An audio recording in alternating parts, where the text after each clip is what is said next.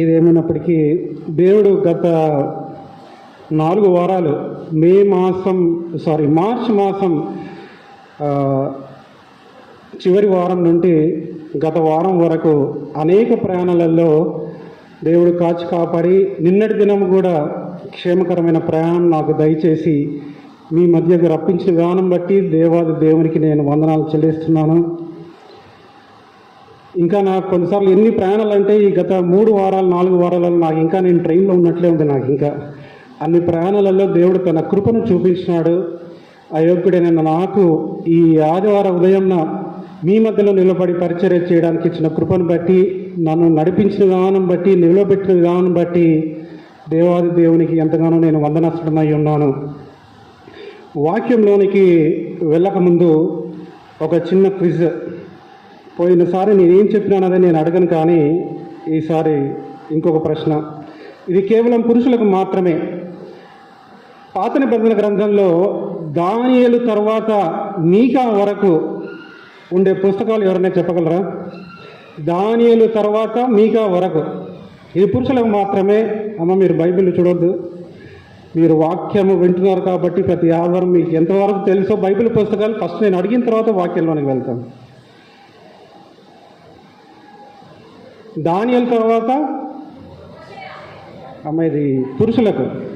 మీకు ఇంకొక ప్రశ్న ఉంది.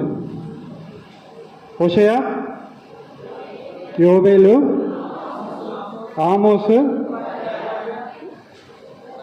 నేను పలకపోతే మీకు డౌట్ వస్తుంది, చెప్పండి. ఓబద్య, యోనా. మీకా ఈరోజు మనం ధ్యానించకపోయే గ్రంథం కాబట్టి మీకా ఎక్కడుంది అనేది చెప్పడానికి నేను చెప్తున్నాను. మీకా తర్వాత చివరి వరకు ఎన్ని పాత నిబంధన గ్రంథంలో ఎన్ని పుస్తకాలు ఉన్నాయో ఇప్పుడు స్త్రీలు చెప్పండి. నహూము, హబకుకు. అమ్మ మీరు ఉండండి కొంచెం, యూతల ఏం ప్రైజ్ లేదు. నహూము, హబకుకు, జెఫన్యా, హగ్గై, జకర్యా, మలాకి. మీకా ముందు యోనా, మీకా తర్వాత నహూము. ఇప్పుడు బైబిల్ తీయండి. ఇంకా నహూము, యోనా ఎక్కడుందంటే ఇంకా నేను పేజ్ నెంబర్ మాత్రం చెప్పాలి మీకు. ఎంత మీకా పేజ్ నెంబరు? 724. మీకా గ్రంథం తీసి పెట్టుకోండి.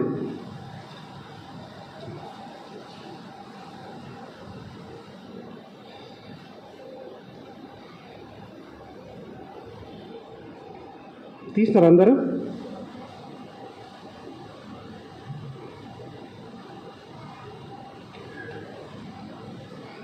నేను త్వరగా ముగించడానికి ప్రయత్నిస్తాను. దయచేసి చాలా వచనాలు ఉన్నాయి కాబట్టి మీరు బైబిల్ జాగ్రత్తగా చెప్పబడిన వచనాలని త్వరగా తీసి మీరు ఫాలో కావాలి. కొన్ని వచనాలు మాత్రమే అక్కడ స్లైడ్ షో అంటే ప్రజెంటేషన్లో వేయబడింది. అన్ని వచనాలు వేస్తే ఈ స్లైడ్ షో డెఫినెట్గా చాలా స్లైడ్స్ తయారవుతాయి. దగ్గర 30-40 స్లైడ్లు అవుతాయి. కాబట్టి కొన్ని వచనాలు మాత్రమే దీంట్లో వేయబడింది. కానీ అనేక వచనాలు ఉన్నాయి. త్వరగా మనం ధ్యానించుకుందాం. సో వాక్యంలోనికి వెళ్ళకముందు కొన్ని విషయాలు చెప్పిన తర్వాత నేను వాక్యంలోనికి వెళ్తాను. మనందరికీ మన అనుదిన జీవితంలో ప్రతి ఒక్కరికి కొన్ని ఎక్స్పెక్టేషన్స్, కొన్ని విషయాలను మనం ఆశిస్తాం. ఈ విధంగా జరిగితే బాగుంటుంది అని మంచి విషయాలను మనం ఆశిస్తాం. ఎన్నో విషయాలు నాకు బాగా జరగాలి, ఎన్నో విషయాల గురించి మనం కొన్నిటిని ఎదురు చూస్తూ ఉంటాం. అది సర్వసాధారణము, అది సహజమే. చిన్నప్పటి నుండి ఒకవేళ స్టూడెంట్, చాలామంది VBS పిల్లలు ఉన్నారు. పిల్లలు బాగా చదివి పరీక్ష రాస్తే ఏం ఆశిస్తారు? మంచి మార్కులు ఆశిస్తారు. క్లాస్లో ఫస్ట్ రావాలని ఆశిస్తారు. స్కూలు అయిపోయిన తర్వాత కాలేజీకి వెళ్ళేటప్పుడు ఏం ఆశిస్తారు? మంచి కాలేజీలో అడ్మిషన్ పొందాలని, మంచి కోర్సు తీసుకోవాలని ఆశిస్తారు. కాలేజ్ అయిన తర్వాత ఏం ఆశిస్తారు? అమ్మ మీరందరూ కొంచెం యాక్టివ్గా పాల్గొనాలి. చదివిన తర్వాత ఏం ఆశిస్తారు?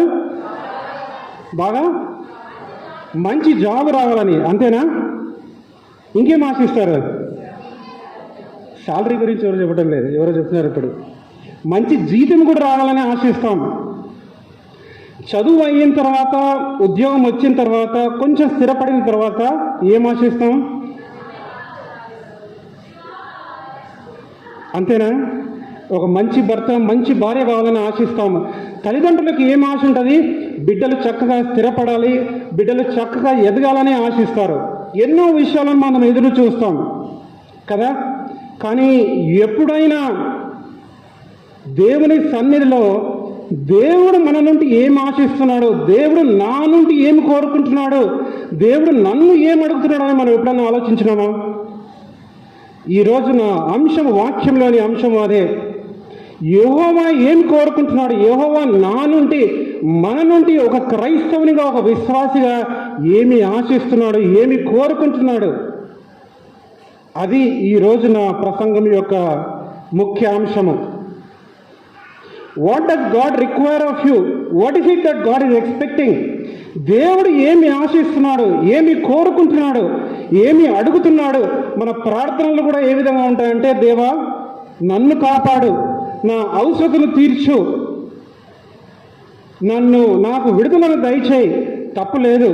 కానీ ఎప్పుడు కూడా మన ఆలోచనలు, మనము ఆశించేది, మనము కోరుకునేది కూడా దేవుని నుండి ఆశిస్తాం. దేవుడు నా జీవితంలో ఈ కార్యం జరగాలి, జరిగించాలని మనం ఆశపడతాం. కానీ దేవుడు నా నుండి ఏమి ఆశిస్తున్నాడు, దేవుడు నా నుండి ఏమి కోరుకుంటున్నాడు అనేది ఈరోజు నా వాక్య భాగ్యం, నా ప్రసంగం యొక్క ముఖ్య అంశము. యెహోవా నిన్ను అడుగుచున్నాడు, విశ్వాసితో వ్యాజ్యము. విశ్వాసితో వ్యాజ్యం అంటే ప్రతి క్రైస్తవునితో వ్యాజ్యం చేస్తున్నాడు. అంటే ఒక వాదన, కోర్టు కేసుల్లో వాదిస్తారు కదా, ఒక వాదనను మనం ఇక్కడ చూస్తున్నాం మీకా గ్రంథంలో. సో మీకా గ్రంథం తీసినట్లయితే మీకా గురించి చాలా త్వరగా ఒక 5 నిమిషాలలో దీని గురించి త్వరగా మీకు పరిచయం చేస్తాను. మీకా రాసిన మీకా గ్రంథం 1వ అధ్యాయము 1వ వచనము.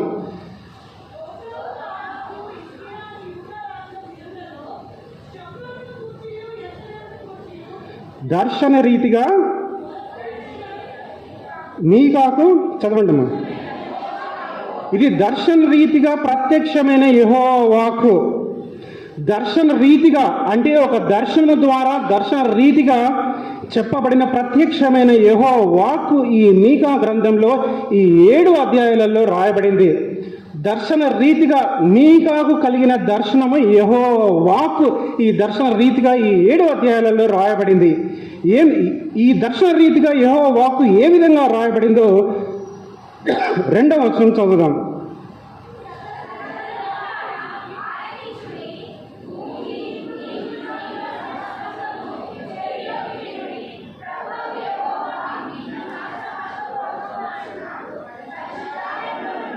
ప్రభువు మీ మీద సాక్ష్యము పలకబోచున్నాడు.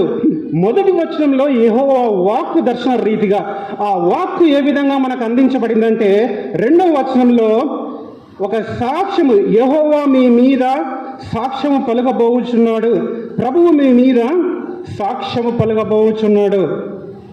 ఇది కేవలం ఒక ఉపోద్ఘాతం మాత్రమే మీకా గ్రంథం గురించి. ఇంకా ముందుకు వెళ్దాం. 2వ అధ్యాయంలో ఎటువంటి సాక్ష్యము దేవుడు పలుకుచున్నాడు? 2వ అధ్యాయం నేను మాత్రమే చదువుతాను, మీరు త్వరగా గమనించాలి. 2వ అధ్యాయం 1వ వచనము మోసపు క్రియలు, 2వ లైన్ దుష్కార్య క్రియలు చేయుదురు, అది 1వ వచనము. 2వ వచనము 2వ అధ్యాయము 2వ వచనము. ఒకవేళ మీరు బైబిల్ తెచ్చుకోకుండా నన్ను మాత్రం చూస్తే ఇది ఫాలో కావడం చాలా కష్టం. బైబిల్ తీయండి, చెప్పే వచనాలు త్వరగా మనం గమనించాలి. 2వ అధ్యాయం 2వ వచనము భూములు, ఇండ్లు, స్వాస్థ్యమును ఆక్రమించుదురు. భూములు మొదటి లైన్, 2వ లైన్ ఇండ్లు, చివరి లైన్లో స్వాస్థ్యమును ఆక్రమించుదురు. 3వ విషయము దేవుడు ప్రస్తావించేది 10వ వచనము చివరి లైన్లో మీరు అపవిత్ర క్రియలు,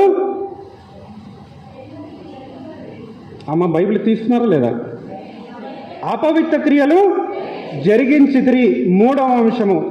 4వది 3వ అధ్యాయము 1వ వచనము చివరి లైన్ మేలు నాశించుకొని కీడుని ఇష్టపడదురు. మేలు చేయడం తెలుసు కానీ కీడుని ఇష్టపడే జనము, అది 4వ విషయం సాక్ష్యం చెప్పే దేవుడు. తర్వాత 5వది 3వ అధ్యాయం 4వ వచనంలో రాయబడింది వాళ్ళు దుర్మార్గతను అనుసరించి నడుచుకున్నవారు. 5వ విషయము ఆరో విషయము 3వ అధ్యాయము 9వ వచనము 2వ లైన్లో రాయబడింది, న్యాయము తృణీకరించుచు దుర్నీతిని నీతిగా ఎంచువారు. చివరిగా 7వ విషయం సాక్ష్యం చెప్పేది 11వ వచనంలో రాయబడింది, జనుల ప్రధానులు లంచము పుచ్చుకొని తీర్పు తీర్చుదురు. యెహోవా సాక్ష్యంలో క్లుప్తంగా 7 విషయాలు మనం చూస్తున్నాం 2వ అధ్యాయంలో.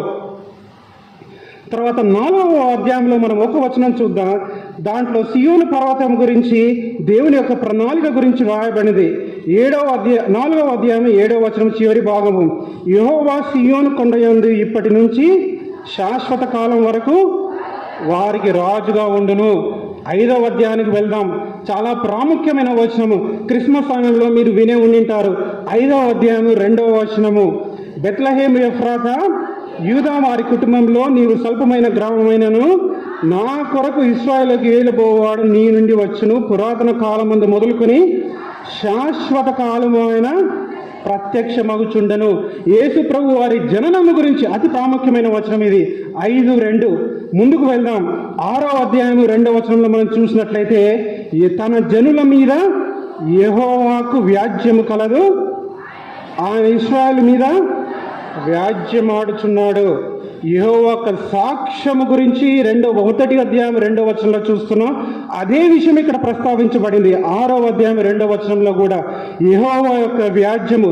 చివరిగా 7వ అధ్యాయంలో మనం వచ్చినట్లయితే 18వ వచనము చివరి భాగము, దేవుడు చివరి నుండి 3వ లైన్, దేవుడైన నీతో సముడైన దేవుడు ఉన్నాడా, ఆయన కనికరము చూపుటయందు సంతోషించువాడు గనుక నిరంతరము కోపముంచడు.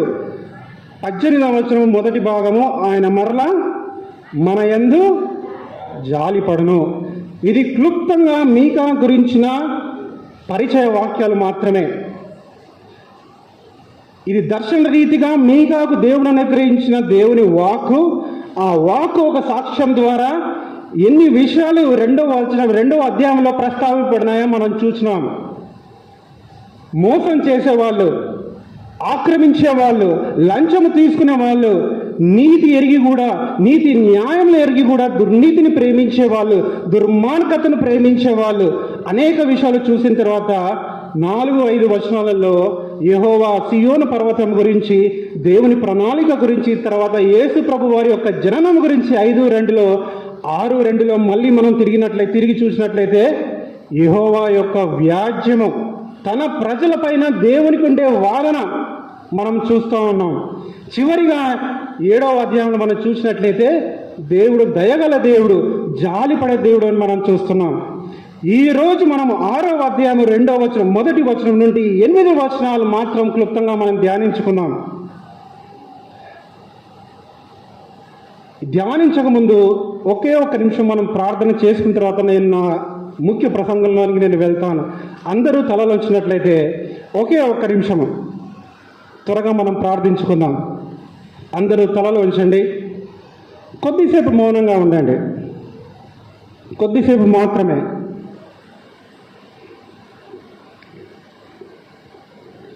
ప్రభువా, ఇక్కడ చేరి వచ్చిన ప్రతి ఒక్కరితో నీవు మాట్లాడమని నీ ఆత్మ ద్వారా నాయన మమ్మల్ని మందలించి సంధించి మా జీవితాలు మార్చబడలాగున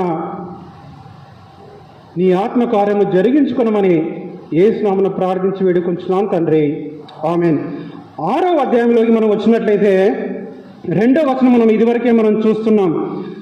3వ వచనం మనం చూసినట్లయితే, నా జనులారా నేను మీకేమి చేసి మిమ్మును ఎలాగూ ఆయుధపరచుతున్నా అది నాకు చెప్పుడి. ఎందుకు ఈ వచనం రాయబడిందంటే 2వ అధ్యాయంలో మనం అనేక విషయాలు మనం చూస్తూ ఉన్నాం. ఇశ్రాయేలుల యొక్క ప్రవర్తనను గురించి ఇక్కడ రాయబడింది. మోసపు క్రియలు, దుష్కార్యాలు మొదటిది. 2వది భూముల ఇండ్లు స్వాస్థ్యమును ఆక్రమించేవారు. 3వది అపవిత్ర క్రియలు జరిగించేవారు. 4వది దుర్మార్గతను ప్రేమించేవాళ్ళు. 5వది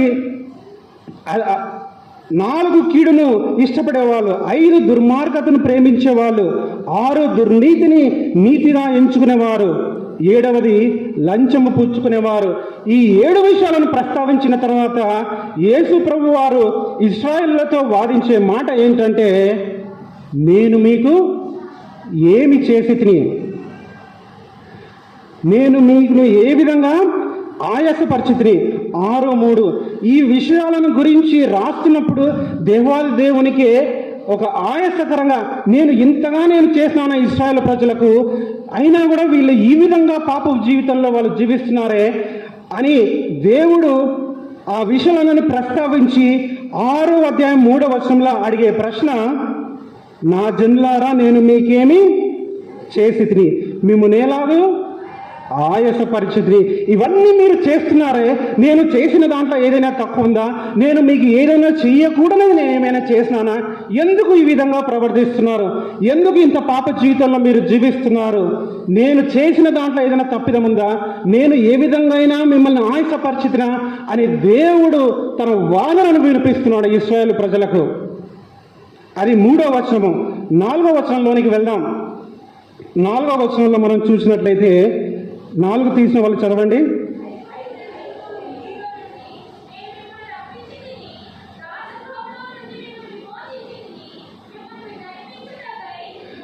అహరోను మిర్యాములను పంపించి తిని, ఐగుప్తు బంధకాల నుండి మిమ్మల్ని విడిపించినానే, మిమ్మల్ని నడిపించినానే. ఇందాక మనం వర్షిప్లో కూడా మనం చూసినాం, ఎర్ర సముద్రం 2 పాలుగా చేసి చీల్చి 6 నెలల పైన మిమ్మల్ని నడిపించినానే, మన్నాను అనుగ్రహించినాను, బండ నుండి నీళ్లు రప్పించినాను, ఒక అగ్ని జ్వాల వలె ముందుండి నేను మిమ్మల్ని అందరినీ నడిపించినాను. ఇంతగా నేను చేసిన దేవుడను మిమ్మల్ని విడిపించి మిమ్మల్ని రప్పించి మీకు విమోచనను దయచేసి మిమ్మల్ని చివరిగా నడిపించడానికి కూడా మోషే, అహరోనులను, మిర్యాములను పంపించినాను. ఇంతగా నేను మీ కొరకు నేను చేసినాను.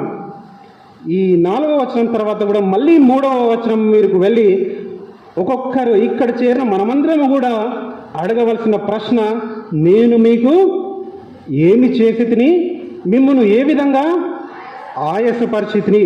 4వ వచనం తర్వాత 5వ వచనం తర్వాత ఒక్కొక్క వచనం తర్వాత 3వ వచనంను మళ్ళీ మనము మన జీవితాలలో మనం ప్రశ్నించుకోవాలి. 5వ వచనంలో మనం వెళ్ళినట్లయితే 5 తీసిన వాళ్ళు చదవండి.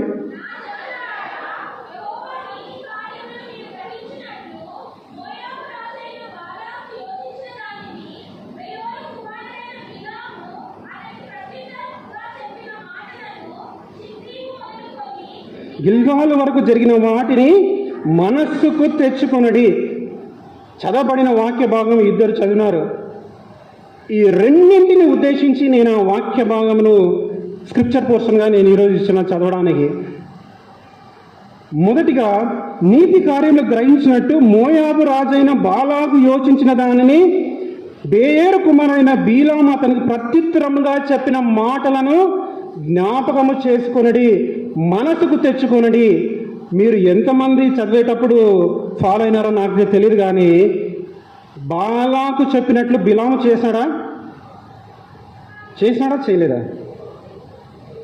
పాత నిబంధన గ్రంథం కూడా అప్పుడప్పుడు చదువుతూ ఉండండి, ఎప్పుడు కొత్త గ్రంథం చదవడమే కాదు. ఆ ఒక్క వచనం మాత్రం మనం చూద్దాం. బాలాకు ఏం ఆశించినాడు, కానీ బిలాము ఏం చేసినాడు ఇశ్రాయేలు ప్రజలకు? సంఖ్యాకాండము 24,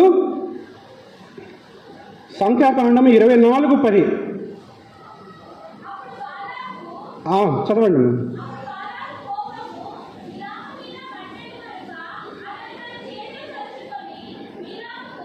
నా శత్రువులను శపించుటకు నిన్ను పిలిపించితిని, కానీ నీవు ఈ 3 వాటిని పూర్తిగా దీవించితివి.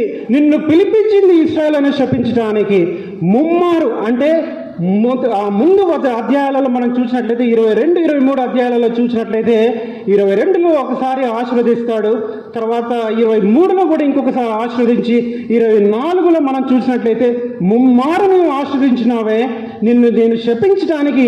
ఎందుకంటే బిలాకుకు భయం వేసింది, ఈ విధంగా వాళ్ళు ఎర్ర సముద్రంను దాటి దేవుడు, గొప్ప దేవుడు వారి పక్షంగా ఉన్నాడే, అంత గొప్ప దేవుడు వారిని నడిపిస్తున్నాడే, ఆయన భయభ్రాంతుడై భయానికి గురి అయి బాలాకు బిలాముని ఏం చేసినాడు? నీవు వాళ్ళని శపించు అని పిలిచినప్పుడు బిలాము చేసింది శపించలేదు, కానీ వాళ్ళను దీవించినాడు, వాళ్ళను ఆశీర్వదించినాడు. ఇప్పుడు మనం మళ్ళీ మీకా 6వ అధ్యాయము 5వ వచనం మొదటి భాగంలో మనం చూసినట్లయితే బిలాము అతనికి ప్రత్యుత్తరముగా చెప్పిన మాటలను మనస్సుకు జ్ఞాపకం తెచ్చుకొనడి. చెప్పిన మాటలు, ఇది ఇక్కడ ముఖ్యమైన అంశము. చెప్పిన మాటలు జ్ఞాపకం చేసుకోండి. రెండవ విషయం ఇక్కడ ఏం ప్రస్తావించబడిందంటే, షిత్తీము మొదలుకొని గిల్గాలు వరకు ఏం జరిగిందమ్మా? షిత్తీము యొక్క ప్రాముఖ్యత ఏంటి, గిల్గాల ప్రాముఖ్యత ఏంటి, ఈ రెండింటి మధ్యలో జరిగిన అంశం ఏంటి? మీరందరూ ఏదో ఫస్ట్ టైం ఎప్పుడు వినలేదు ఈ మాటలు, మొదటిసారిగా వింటున్నట్లు చేస్తున్నారు. యెహోషువ చదవబడిన వాక్యం కూడా మీరు జాగ్రత్తగా ఫాలో కావాలి.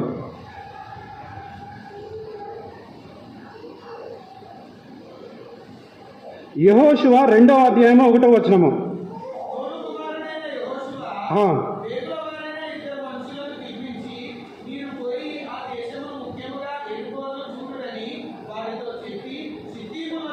షిత్తీము నొద్ద నుండి వారిని రహస్యముగా పంపెను.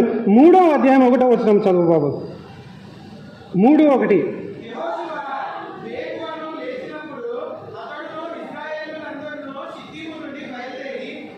షిత్తీము నుండి బయలుదేరి యోర్దానికి వచ్చి, షిత్తీము యొక్క ప్రాముఖ్యత ఏంటంటే, యోర్దాను నది దాటక ముందు అక్కడ వాళ్ళు ఉన్నారు. షిత్తీము అనే ప్రదేశంలో, షిత్తీము అనే ప్రాంతంలో వాళ్ళు అక్కడ ఉన్నారు.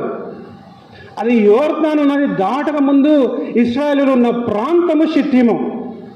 తర్వాత ఇప్పుడు గిల్గాలు గురించి మనం చదువుదాం. 4:19.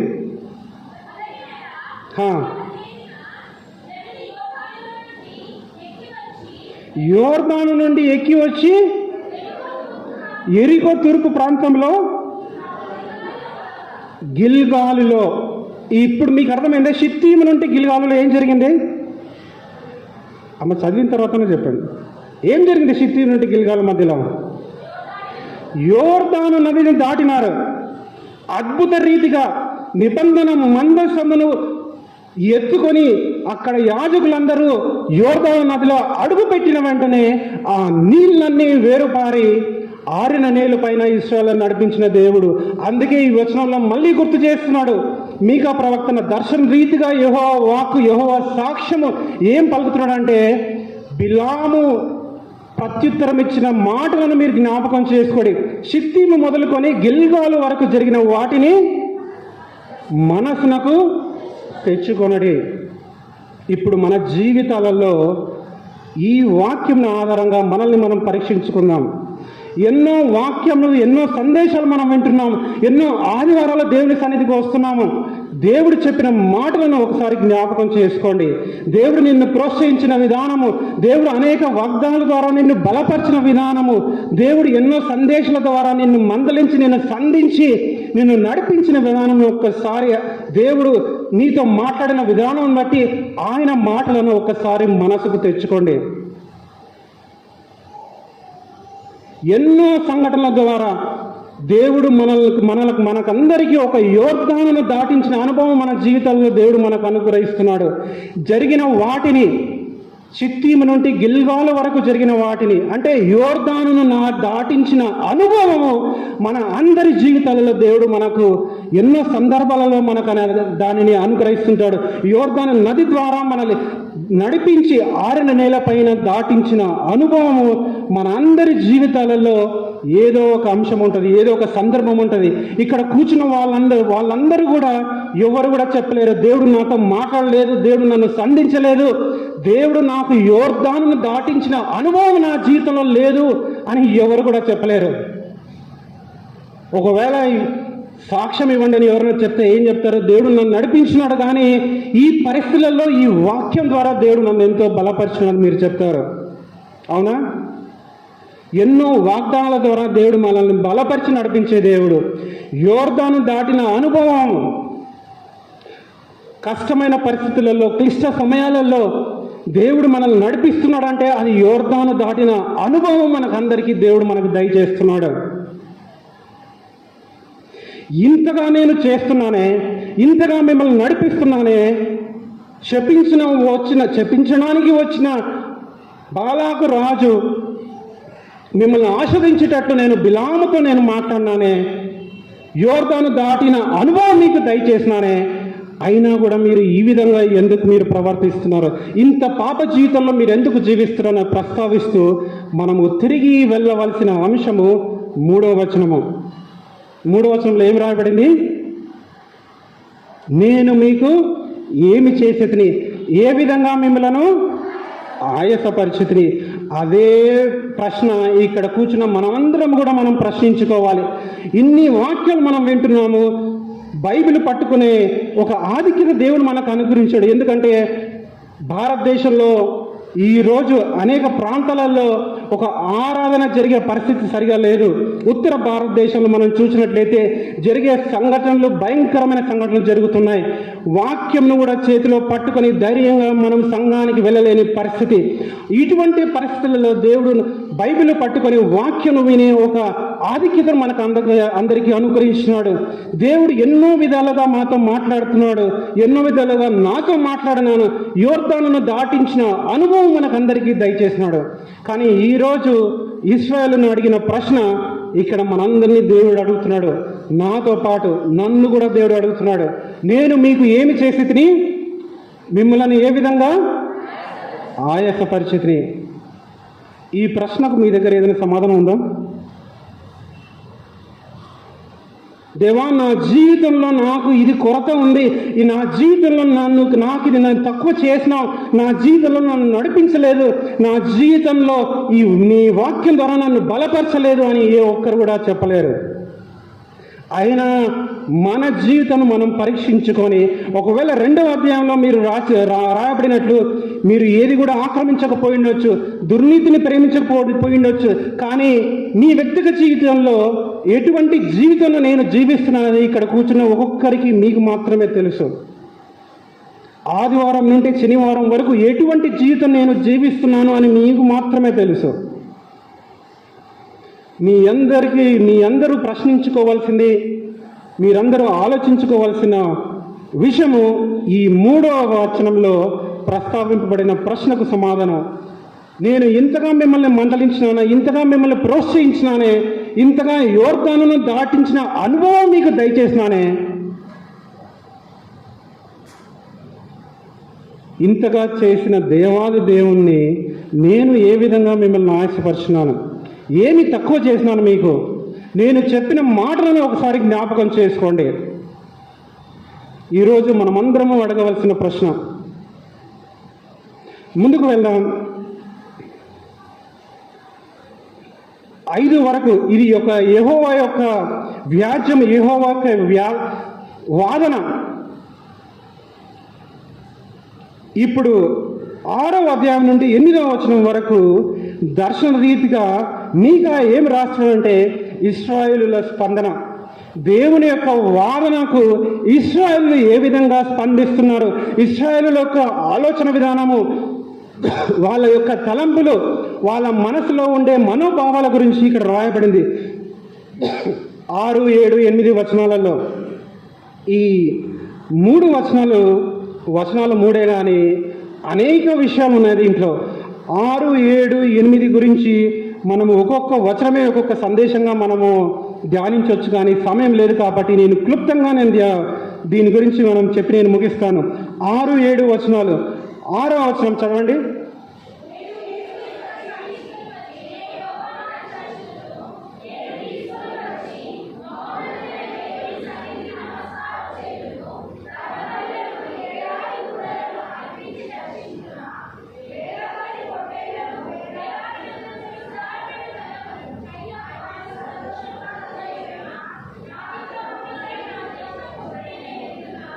అమ్మమ్మ 6వ వచనం ఒకటి చాలు, మళ్ళీ వద్దాం.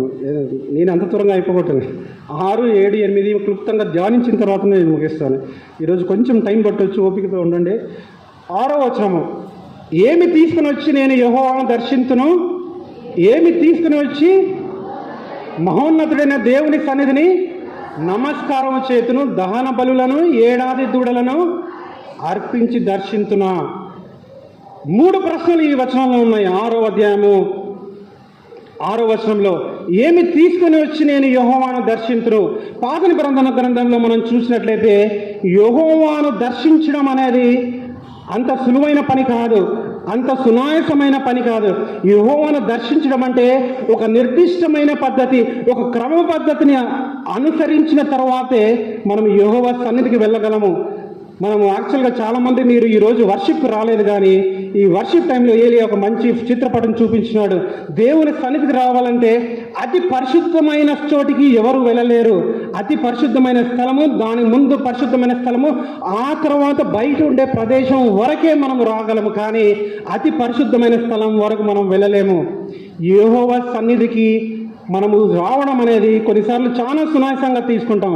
కానీ ఇక్కడ గమనించవలసిన సంగతి ఏంటంటే, పాత నిబంధన గ్రంథంలో ఏమి తీసుకుని వచ్చి నేను యెహోవాను దర్శించునంటే ఆ నిర్దిష్టమైన ఆచారాలను పాటించి అంగీకార యోగ్యంగా ఒక ఆరాధన భావంతో యెహోవాను దర్శించిన వారంగా మనం ఉండాలి. ఆ విషయాన్ని ప్రస్తావిస్తూ ఇశ్రాయేలు స్పందిస్తున్నారు. మొదటిగా ఏమి తీసుకుని వచ్చి నేను యెహోవాను దర్శించును, రెండవది ఏమి తీసుకుని వచ్చి మహోన్నతుడైన దేవుని సన్నిధిని నమస్కారము చేతును. నమస్కారము చేయడం అంటే, దేవా నీవు మహోన్నతుడైన దేవుడవు, అంటే నీవు అత్యున్నతమైన సింహాసనమైన ఆశీనుడైన దేవుడవు, నీవు మహిమ గల దేవుడు, నీవు సార్వభౌముడు అని గ్రహించి ఒక ఆరాధన భావముతో వినయ విధేయతతో చేసే సూచక క్రియ నమస్కరించే క్రియ. అది మహోన్నతమైన దేవుని ఎదుట నమస్కారం చేయడం అంటే. మూడవ ప్రశ్న, దహన బలులు ఏడాది దూడలను అర్పించి దర్శించుతున్నా. దహన బలులు ఏడాది దూడలను అంటే అవి ప్రాయశ్చిత్తానికి సూచన. ప్రభు బలను తీసుకునేటప్పుడు కూడా మన పాస్టర్ ప్రార్థన చేసేది పాప పరిహారార్థ బలి, ప్రాయశ్చిత్త బలి.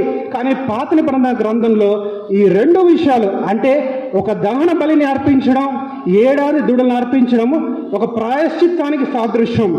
దహన బలి అంటే ఒక గొర్రెపిల్లను కానీ దాన్ని వధించి దహన బలిగా అర్పించడం. ఇక్కడ ఏడాది దూడలను అర్పించడం. ఏడాది దూడలను అంటే అది ఒక శ్రేష్టమైన బలి, ఎంతో విలువైన సమర్పణ. ఏడాది దూడలను అర్పించడం అంటే, ఈ ఏడాది దూడలను గురించి లేవియా కాండము, ఈ దహన బలుల గురించి కూడా లేవియా కాండము 1, 2, 3 అధ్యాయాలు మీరు చదివినట్లయితే దాంట్లో క్లుప్తంగా రాయబడింది. లేవియా కాండము 9వ అధ్యాయం 3వ వచనం మాత్రం చదవండి. 9:3.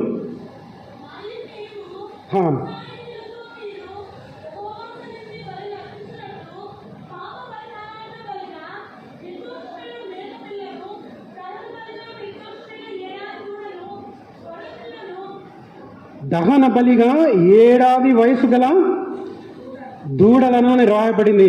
అంటే ఈ దహన బలి తర్వాత ఈ ఏడాది దూడలను సమర్పించడం ఏంటంటే ఒక ప్రాయశ్చిత్తానికి సాదృశ్యం.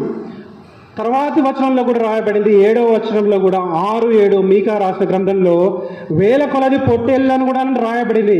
అంటే ప్రభువా, నేను ఒక గొర్రెపిల్లను కాదు, ఒక్క పశువును కాదు, కానీ వేలాది పొట్టేళ్ళని ఇచ్చినా కూడా నీకు సంతోషమా ప్రభువా, నేను ఏమి ఇచ్చినా నీకు చాలు ప్రభువా అని రాయబడింది. మనం సంఘానికి రావడం అనేది చాలా సునాయాసంగా తీసుకుంటాం. కొన్నిసార్లు ప్రభు వాళ్ళకు కూడా సకాలానికి రాలేని పరిస్థితి. ఒకవేళ మనం అందరము ఒక పాత నిబంధన గ్రంథంలో ఇంకా మనము ఆ రోజులలో మనం జీవించిన వాళ్ళమైతే, ఆ సోమవారం నుండి శనివారం వరకు మనం చేసే ప్రతి పాపానికి ఒక ప్రాయశ్చిత్తంగా సంఘానికి రాకముందు ఏం చేయాలి? బయట దహన బలిని అర్పించిన తర్వాతే లోపలికి రావాలి. ఒక్కసారి ఊహించుకోండి, ఒక పాత నిబంధన గ్రంథం సమయంలో మనం ఉన్నవారం అయితే సంఘానికి దేవుని సన్నిధికి రాకముందు బయట ఒక దూడను, ఒక ఏడాది గొర్రెపిల్లను, ఒక ఏడాది దూడను సమర్పించి దాన్ని వధించి లోపలికి రావాల్సిన పరిస్థితి.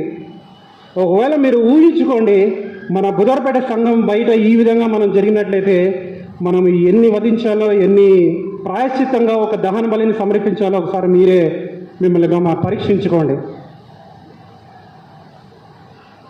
వర్షిప్ టైంలో కూడా మనం ధ్యానించినాం, ఆ వధించిన దానిని పూర్తిగా కాల్చాలి. అటువంటి నిర్దిష్టమైన క్రియలు అంటే క్రమముగా మనం చేసిన పాపమునకు ప్రాయశ్చిత్తాన్ని మనము అనుగ్రహించిన తర్వాత, ప్రాయశ్చిత్తాన్ని సమర్పించిన తర్వాత దేవుని దర్శించిన వారమై మనం ఉంటున్నామా? అందుకే 6వ వచనంలో రాయబడింది, ఏమి తీసుకుని వచ్చి నేను యెహోవాను దర్శించును, ఏమి తీసుకుని వచ్చి యెహోవా మహోన్నతుడైన దేవుని సన్నిధిని నమస్కారం చేతును, దహన బలులను 7 దూడలను అర్పించి దర్శించున, వేలాది పొట్టేళ్లను 7వ వచనంలో వెళ్దాం. వేలాది నదులంతా విస్తారమైన తైలము ఆయనకు సంతోషము కలుగజేయున. విస్తారమైన తైలం గురించి కూడా మనం చూసినట్లయితే ఇది కూడా ఒక ఆరాధన క్రమంలో కూడా ఒక భాగమే. ఒకే ఒక వచనం దీని గురించి నేను చదివి దీని యొక్క ప్రాముఖ్యతను మనం గ్రహించడము చాలా ఇంపార్టెంట్. దీని యొక్క ప్రాముఖ్యత ఎక్కడ రాయబడిందంటే నిర్గమకాండము 30వ అధ్యాయము. ఒకే ఒక వచనం చెప్పి ముందుకు వెళ్దాం. నిర్గమకాండము 30వ అధ్యాయము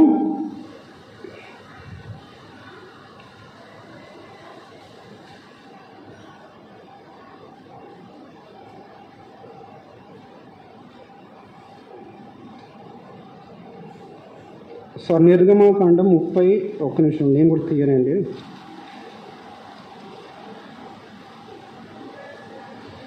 25వ వచనం చదవండి.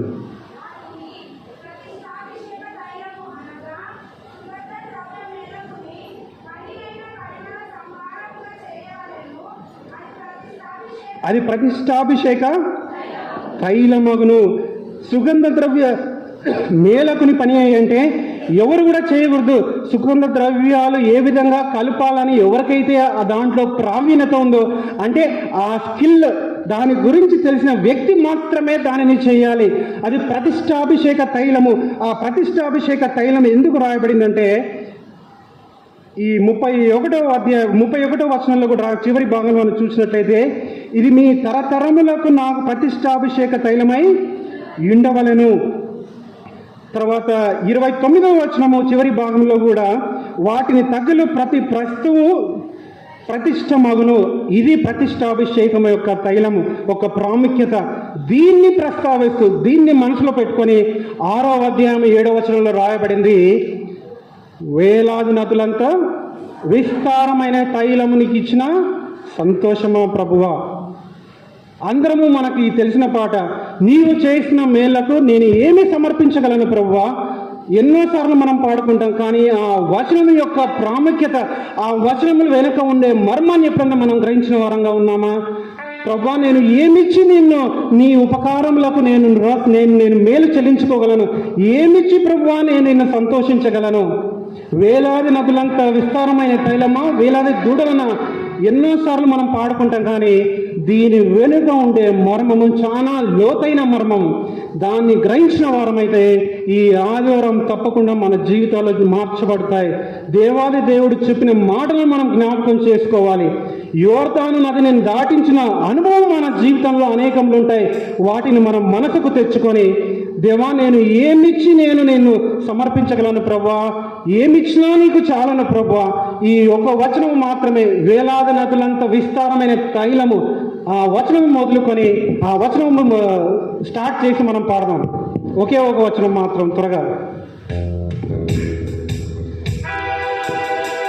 వేలాది నదులంత విస్తార తైలము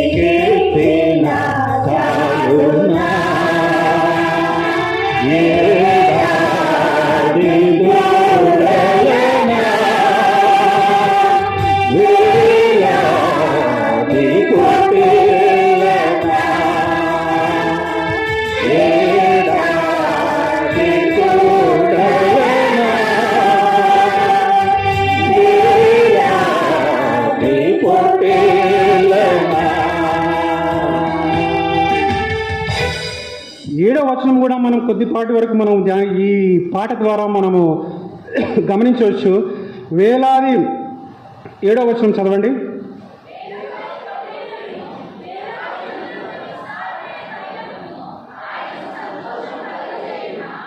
నా అతిక్రమమునకై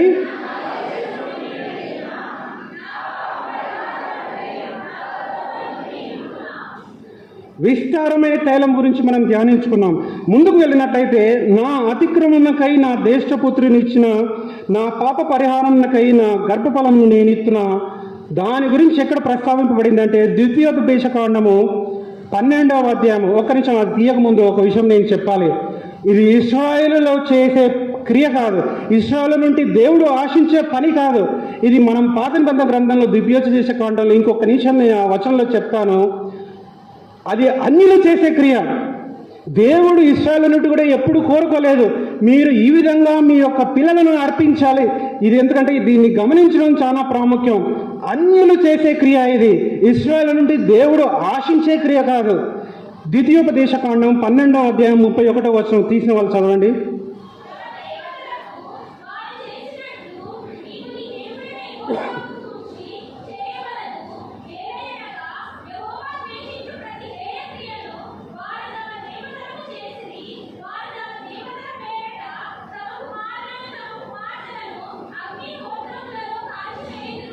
ఇక్కడ మీరు గమనించినట్లయితే అది యెహోవాకు హేయ క్రియ, అన్యులు చేసినట్లు మనం ఇక్కడ గమనించవచ్చు.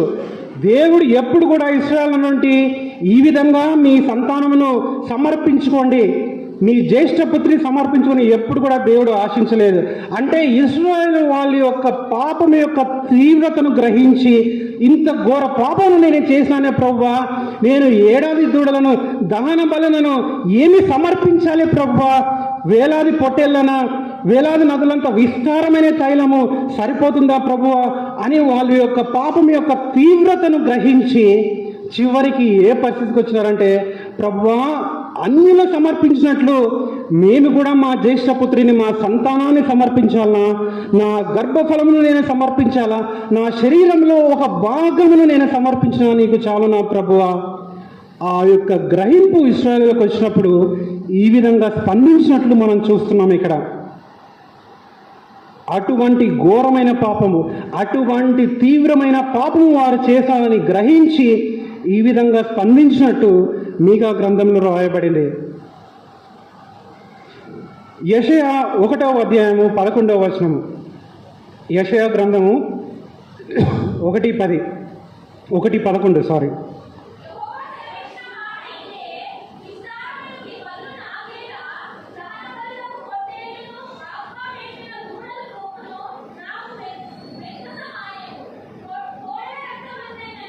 గొర్రెపిల్ల రక్తమైందైనను మేకపోతుల రక్తమైందైనను నాకు ఇష్టం లేదే, నీ దహన బలులు అన్ని నాకు వెక్కసమాయనే, నేను అసహించుకుంటున్నాను, నాకు ఇష్టం లేదు.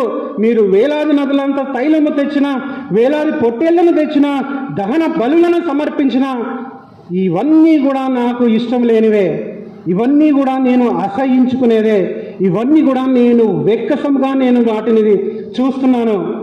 నేను ఆశించినది, నేను కోరుకున్నది, నేను అడిగినదంతా ఒకే ఒకటి. ఆ ఒక్క విషయం ఏంటంటే 8వ వచనంలో, దయచేసి ఈ వచనం మాత్రం మనం అందరం కలిసి ధ్యానించుకుందాం. చదవండి, అందరం కలిసి చదవండి. మనుష్యుడా ఏది ఉత్తమమో న్యాయముగా నడుచుకున్నటయు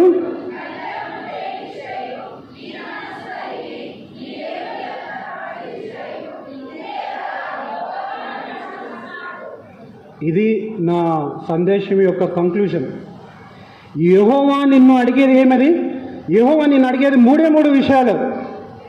న్యాయముగా నడుచుకున్నటయు, చదవండి, దీన మనసు కలిగి దేవుని ఎదుట ప్రవర్తించుటయు, ఇంతే కదా యెహోవా నిన్ను అడుగుచున్నది.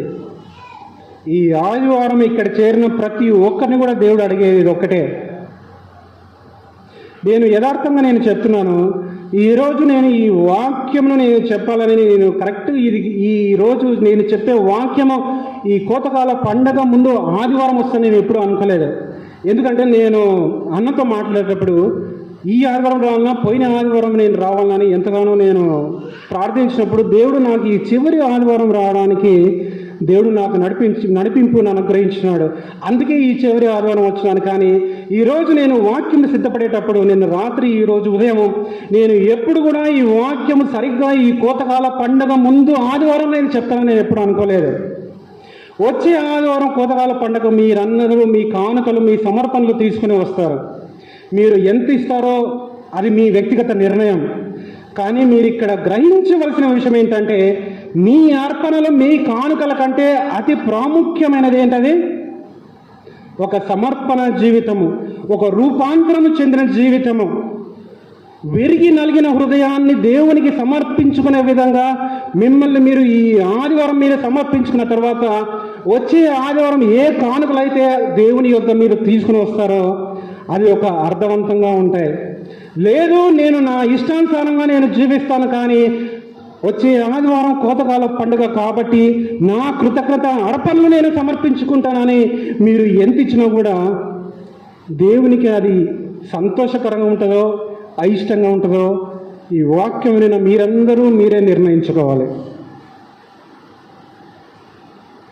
నాకు ఒక విషయం సంతోషం ఏంటంటే, ఇది కరెక్ట్ కోతకాల పండుగ ముందు ఆదివారం ఈ వాక్యం చెప్పడానికి దేవుడు నన్ను నడిపించడాన్ని నేను దేవునికి ఎంతో కృతజ్ఞతనై ఉన్నాను. ఎందుకంటే మన జీవితాలను సమర్పించకుండా, మన హృదయాలను అర్పించుకోకుండా ఎన్ని కానుకలు తెచ్చినా, ఏమిచ్చినా కూడా దేవునికి అవి విలువైన కానుకలు కావు. దేవుడు ఆశించేది ఒక విధేయత కలిగిన జీవితము, ఒక సమర్పణ జీవితము, ఒక మార్చబడిన జీవితం దేవుడు మన నుండి ఆశిస్తున్నాడు. ఇక్కడ యెహోవా అడిగేది ఇంతే కదా అని రాయబడింది.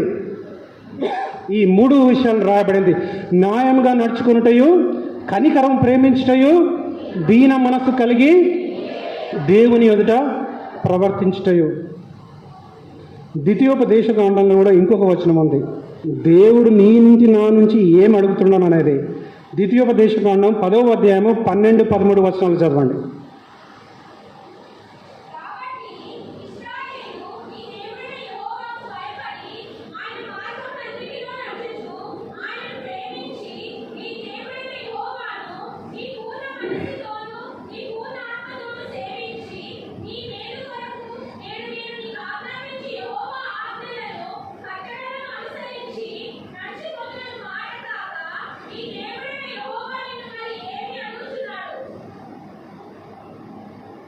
అందరూ ఫాలో అయినారా?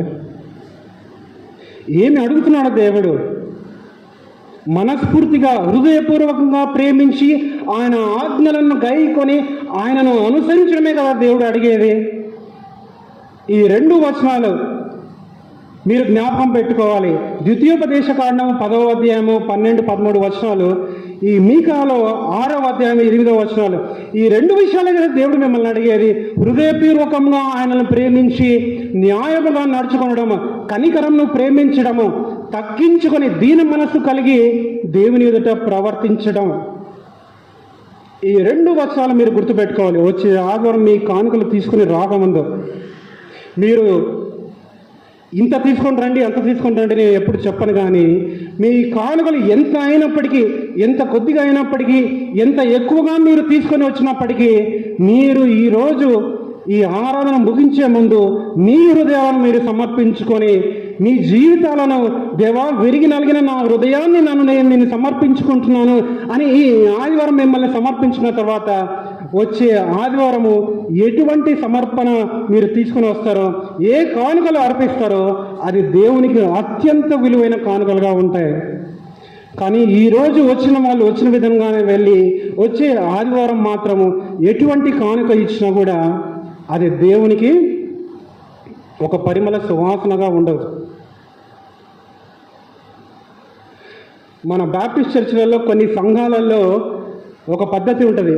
ఈ కవర్లు ఇచ్చిన తర్వాత ఆ కవర్ల పేర్లు చెప్పాలి, ఆ తర్వాత ఆ కవర్లో ఎవరెంత డబ్బులు ఇచ్చినారో కూడా చెప్పాలి. దేవుని దయతో మన సంఘంలో ఆ పద్ధతి లేదు. దాన్ని బట్టి నాకెంతో సంతోషం.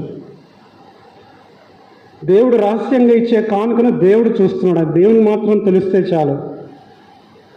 ప్రత్యేక కానుక ఇవ్వడము అది వేరే సంగతి. కానీ కొన్నిసార్లు మనం తెచ్చే కానుకలు మన పేరు చదివినప్పుడు ఇంత కానుక ఇచ్చినారు అని చెప్పినప్పుడు మనకు ఒకలాంటి ఆనందం వస్తుంది. ఓ, నేను ఇంత కానుక ఇచ్చినానా అని. కానీ దేవుడు ఎదురు చూచేది, దేవుడు ఆశించేది, దేవుడు అడిగేది ఒక సమర్పణ జీవితం.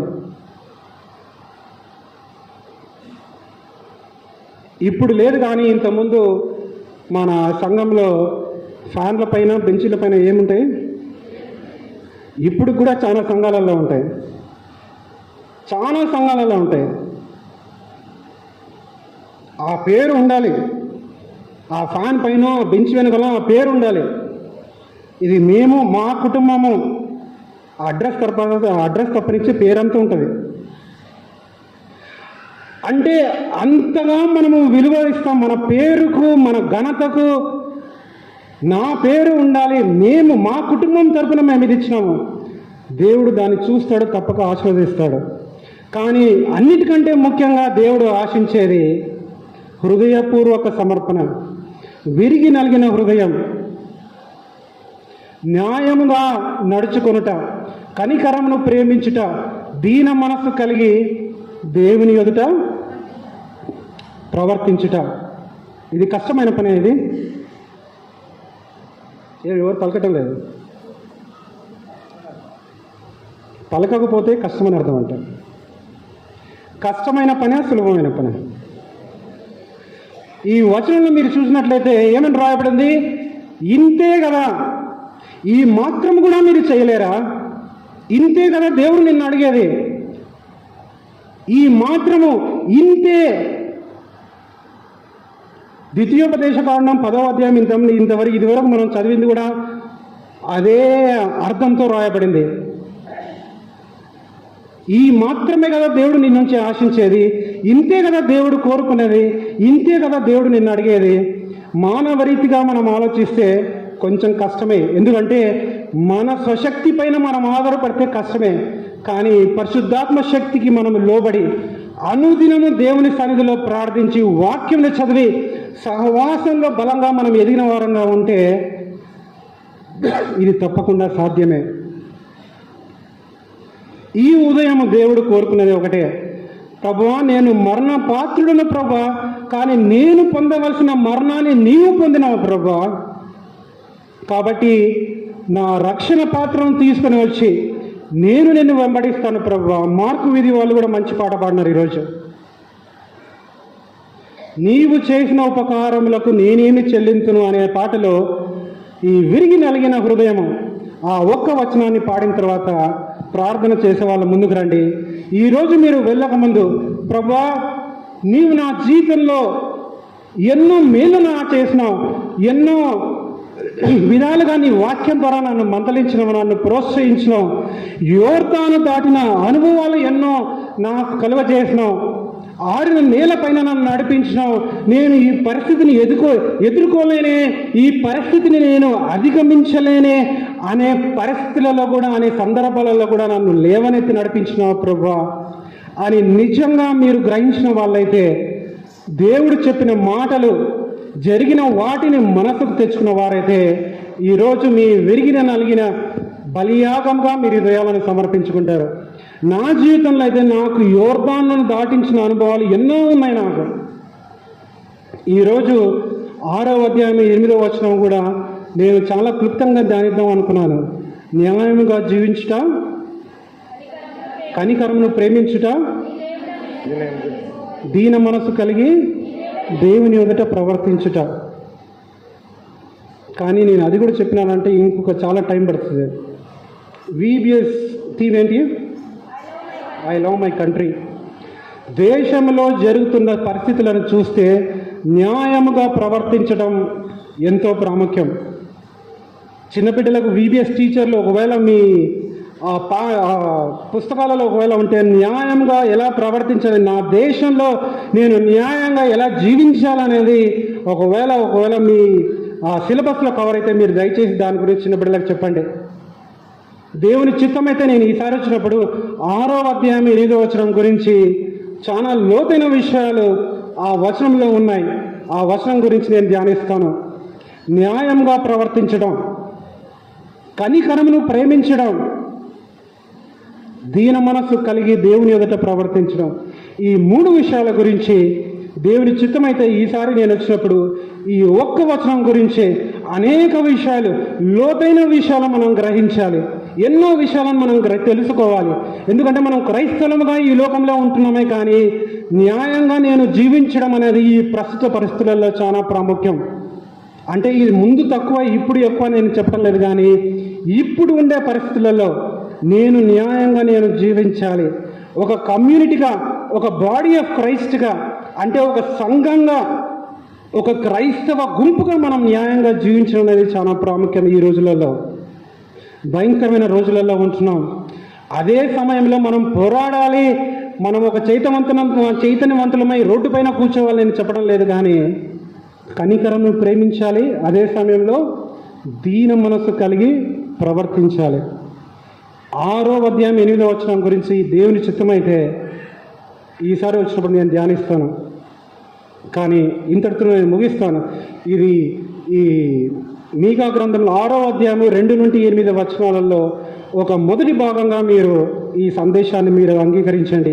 2వ భాగంగా ఈసారి వచ్చినప్పుడు నేను ధ్యానిస్తాను. విరిగి నలిగిన హృదయం, ఆ పాట దగ్గరికి వెళ్ళినట్లయితే, విరిగి నలిగిన హృదయం దేవా నేను నీకు సమర్పించుకుంటున్నాను. నీవు చెప్పిన మాటలను నా జీవితంలో ప్రభా, నా యోర్దానును దాటించిన సంఘటనను నేను జ్ఞాపకం చేసుకుంటున్నాను ప్రభా. ఎన్నో పరిస్థితులలో ప్రభా నీవు చాలిన దేవుడు అంటే నన్ను నడిపించినావు, నన్ను విడిపించినావు. ఇశ్రాయేలును ఐగుప్తు బంధకాల నుండి విడిపించి నడిపించినట్లు నన్ను నడిపించినావు ప్రభా అని మీరు నిజంగా మీరు మనస్సుకు చెప్పిన మాటలు, జరిగిన సంగతులను మీరు గ్రహించిన వారైతే విరిగి నలిగిన బలియాగముగా మీ హృదయాలను అర్పించుకొని రక్షణ పాత్రను చేయబోని నిత్యము నేను వెంబడించడానికి సిద్ధంగా ఉన్నాను ప్రభువా అని నిర్ణయించుకొని ఈ ఆరాధన నుండి వెళ్ళి వచ్చే ఆదివారం మీ సమర్పణలు, మీ కానుకలు తీసుకొని రాకముందు ఈ ఆదివారం మిమ్మల్ని మీరు హృదయపూర్వకంగా మీరు సమర్పించుకొని వెళ్ళాలని ప్రభు పేరట మనవి చేస్తూ నా సందేశాన్ని ముగిస్తున్నాను.